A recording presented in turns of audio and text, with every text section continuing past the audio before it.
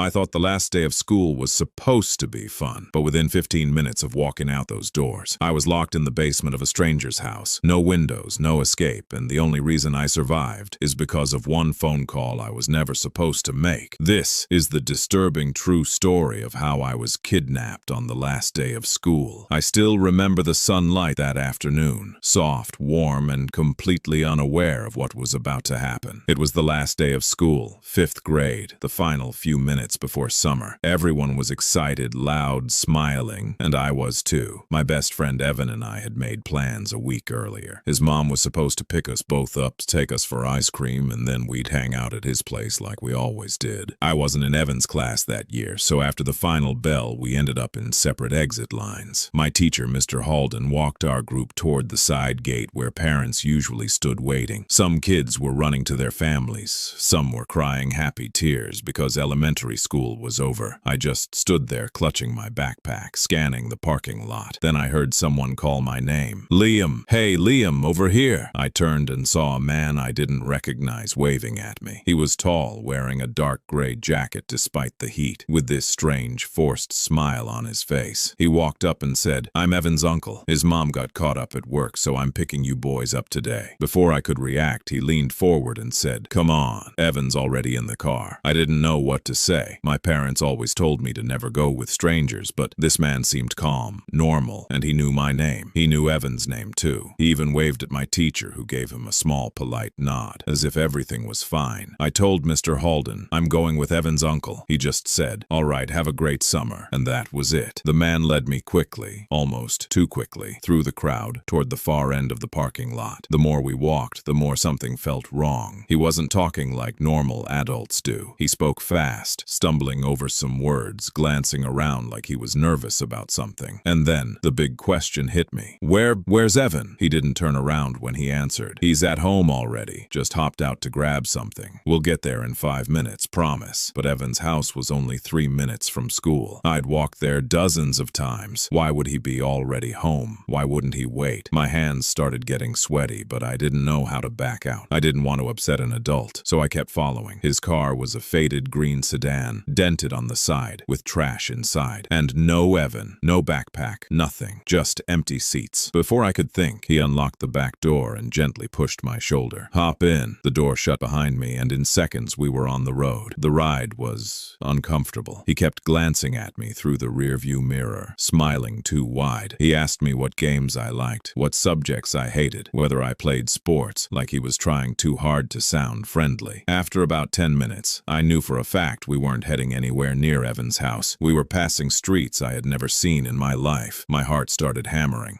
Where are we going?" He inhaled sharply, then forced another smile. "Shortcut, don't worry. Almost there." But it didn't feel like a shortcut. It felt like a trap. Eventually, he pulled up in front of a small house squeezed between 2 abandoned-looking buildings. The place looked wrong. Curtains shut. No cars outside. The grass overgrown. A mailbox hanging sideways as if nobody cared anymore. He opened my door. "Come on, just for a bit. Evan's inside." Everything inside me screamed, "Don't go." But he grabbed my backpack strap and pulled gently, too gently, like he was pretending it was all normal. The moment I stepped inside, the door shut, and I heard the click of a lock turning. The house was dark, every curtain drawn. No sound of a TV, no sound of Evan, no sound at all. Just a dim lamp sitting in the far corner. I whispered, "Where's Evan?" He stared at me, and his smile changed. It dropped slowly, like a mask slipping from someone's face. "Downstairs, playing games. Wait here." Then he walked into a small hallway, opened a door, and I heard wooden steps creaking as he went down into the basement. The moment he disappeared, I tried the front door. Locked. Not just locked, deadbolted. From the outside, my breathing got loud. My chest tightened. I could feel tears burning behind my eyes, but I swallowed them back because I knew this was extremely, dangerously wrong. I moved quietly through the room until I found a small kitchen. On the wall, hanging beside a faded calendar, was a landline phone. Hands shaking, I picked it up. I dialed 911. When the operator answered, all I could manage was, "Please, help me. I think I've been kidnapped." She asked my name. I didn't answer. She asked the address. I didn't know it. She asked if the kidnapper was nearby. I froze as I heard his slow, heavy footsteps climbing the stairs. "Please, just find me," I whispered, and placed the phone under a towel on the counter. Still connected. I walked back into the living room, trying to act act normal, trying to breathe normally, trying not to burst into tears. He came up to the top step and called my name. "Liam, come down here, buddy. Evan's waiting." I didn't move. He waited. Then I heard his footsteps coming closer. He turned the corner and saw me standing there, pale, shaking. His expression changed instantly. His eyes narrowed, and for the first time, he looked angry. "Why didn't you come when I called you?" I whispered. Can I go home?" His face hardened. The fake friendliness evaporated. He stepped toward me slowly, voice flat. "No, you're staying." He grabbed my wrist, hard. I screamed, but he squeezed tighter and hissed, "Stop it. If you behave, I won't hurt you." He yanked me toward the basement door, and that's when my world sank into cold, absolute terror. He dragged me toward the basement door with such force that my shoes scraped against the floor. I begged him to stop, but he didn't even look back. The dim hallway felt colder now, darker, and I could feel every thump of my heartbeat, shaking my whole body. He shoved the door open, revealing a set of stairs that led into near blackness. A single yellow bulb glowed faintly at the bottom, flickering like it was struggling to stay alive. "Go," he said, pushing me forward. I hesitated, and he grabbed the back of my neck, forcing me to take the first step. Every instinct in my body screamed run, but where would I run? The front door was locked. He was blocking the hallway, and he was stronger, much stronger. I stepped down, one stair, another.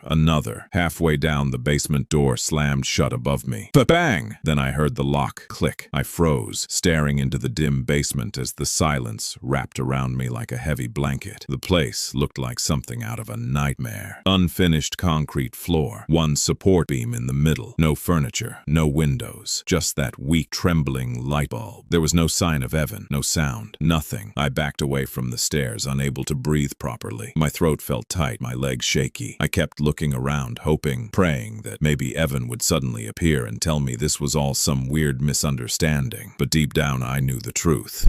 There was no Evan here. After what felt like forever, I heard him pacing upstairs. His footsteps were heavy, his movements frantic. At one point, I heard something slam, maybe a cabinet, maybe a wall. Then everything went quiet. Minutes crawled by. My mind replayed everything. The car ride, the lies, the darkness of the house, the way his smile had snapped into anger. I was certain he would come back down, certain he would do something horrible. I started crying quietly, wiping my face with my sleeve, trying not to make any sound. Then suddenly, ding-dong, the doorbell rang upstairs. Once, twice, 3 times. I froze. Then, bang, bang, bang. These weren't knocks. They were the heavy, unmistakable bangs of police fists on a door. My heart shot into my throat. But the man upstairs, wasn't moving. No footsteps approaching the door. No voice calling out. Nothing. The doorbell rang again. Frantic this time. Another round of banging shook the front door. Someone shouted through the wood, muffled but forceful. I rushed toward the basement stairs, climbing fast, pounding on the inside of the door. "Help! I'm down here! Please!" I heard scrambling on the other side. More yelling, more banging. Then, boom! The sound of the door being forced open. Heavy boots thundering into the house. Commands echoing through the hallway. "Police! Show me your hands! Get on the ground!" I screamed again, even louder. "I'm in the basement. Please!" A second later, the lock turned. The door swung open.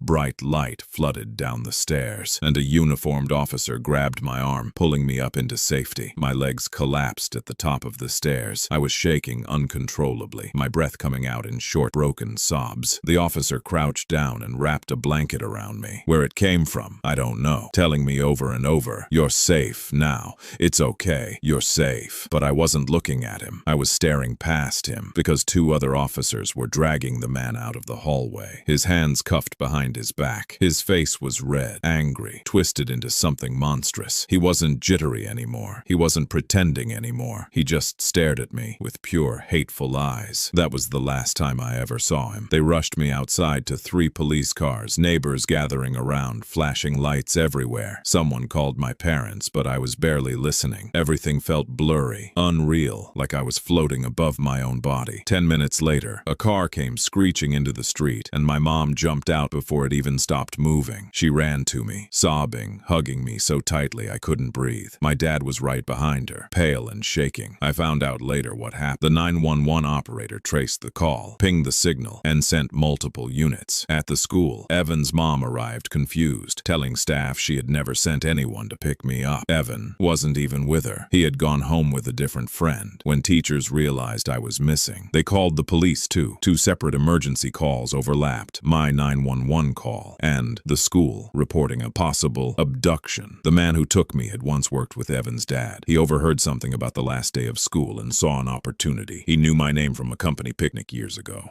He waited outside the school, watched dismissal patterns, and timed it perfectly. He had planned everything, except for one thing. He didn't expect me to find the phone. The officers told my parents that if I hadn't called when I did, if they had arrived even 10 minutes later, the outcome might have been very different. I try not to think about that part, but sometimes I do. Sometimes I still dream of that dark basement, the flickering bulb, the silence, the sound of footsteps above me. For months after, I couldn't sleep alone. My mom quit her job temporarily just to stay home with me. My dad installed cameras and new locks. There were therapists, meetings, police follow-ups. Life eventually went back to normal, at least on the surface. But that last day of school stayed with me. It still does. Because whenever someone asks why I never walk home alone, why I always double-check my surroundings, why I feel uneasy when a stranger smiles too wide, I think back to one thing. Evil doesn't always look like a monster. Sometimes it looks like a friendly adult waving in a school parking lot.